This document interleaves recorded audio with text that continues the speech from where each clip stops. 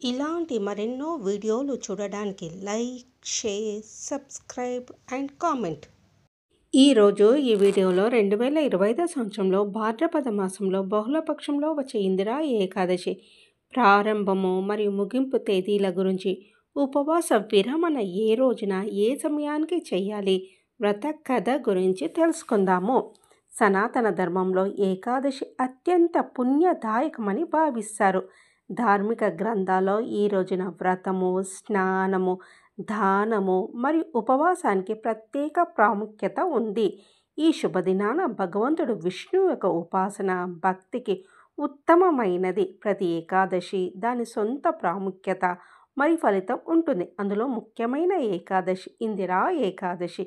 ఇది పితృపక్షంలో వస్తుంది. ఈ ఏకాదశి పితృదేవతల ఆత్మకు శాంతి మరియు మోక్షం కలిగించేదని భావిస్తారు. 2025 సంవత్సరంలో ఇందిరా ఏకాదశి సెప్టెంబర్ 17వ తేదీన వచ్చింది. శ్రీ విశ్వావసు నామ సంవత్సరము, భాద్రపద మాసము, వర్ష ఋతువు, దక్షిణాయనము.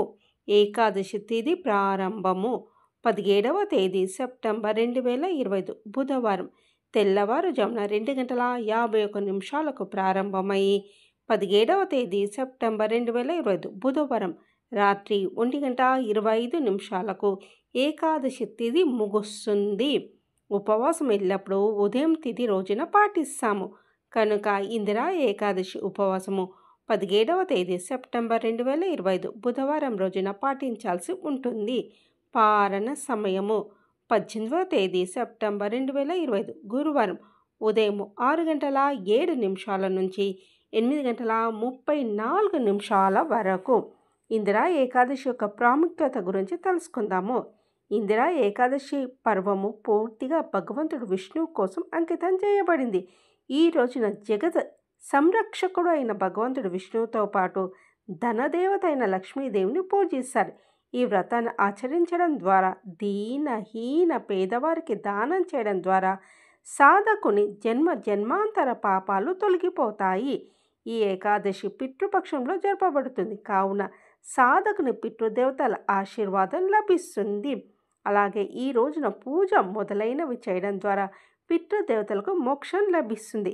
గతంలో చేసిన పాపాలకు క్షమాపణ కోరడానికి మరియు పూర్వీకుల శాంతి కొరకు పితృరుణం నుంచి విముక్తి పొందడానికి ఈ వ్రతము ధర్మము, కర్మము మరియు పరోపకార మార్గంలో నడిచే ప్రేరణను కూడా ఇస్తుంది.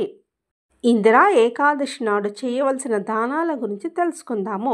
ఇందిరా ఏకాదశి నాడు దానానికి పెద్ద ప్రాముఖ్యత ఉంది. ఈ పుణ్య సందర్భంలో అన్నము మరియు భోజనం దానం చేయడము అత్యుత్తమమైనది. ఇందిరా ఏకాదశి వ్రత కథ గురించి తెలుసుకుందాము. సత్యయుగంలో ఇంద్రసేన అనే రాజు మహిష్మతి నగరాన్ని పరిపాలించాడు. అతని తల్లిదండ్రులు మరణించారు. ఒక రాత్రి తన తల్లిదండ్రులు నరకంలో తీవ్ర బాధలు అనుభవిస్తున్నట్టు కలలు కన్నాడు. తన పూర్వీకులు దుస్థితి చూసి రాజు ఆందోళన చెందాడు. నరక హింసల నుంచి వారిని విడిపించే మార్గం గురించి ఆలోచించాడు. అతను తన మంత్రులు మరియు బ్రాహ్మణుల పండితులతో ఈ కళను గురించి చర్చించాడు. ఓ రాజన్, మీరు మీ భార్యతో కలిసి ఇందిరా ఏకాదశి ఉపవాసం చేస్తే మీ పూర్వీకులు మోక్షాన్ని పొందుతారు. ఈ రోజున తులసి ఆకులు మొదలైన వాటితో శాలిగ్రామాన్ని పూజించాలని, బ్రాహ్మణులకు ఆహారము మరియు దానం అందించే వారి ఆశీర్వాదంతో మీ తల్లిదండ్రులు స్వర్గానికి వెళ్తారని సెలవిస్తారు. వారి సలహాను అనుసరించి రాజు తన భార్యతో కలిసి ఇందిరా ఏకాదశి ఉపవాసం ఆచరించాడు. రాత్రి అతను నిద్రపోతున్నప్పుడు దేవుడు ప్రత్యక్షమై అతనితో ఇలా అన్నాడు: రాజన్, నీ పూర్వీకులు నీ ఉపవాస ప్రభావం నుంచి మోక్షాన్ని పొందారు. అప్పటి నుంచి ఇందిరా ఏకాదశి వ్రతం యొక్క ప్రాముఖ్యత పెరిగింది.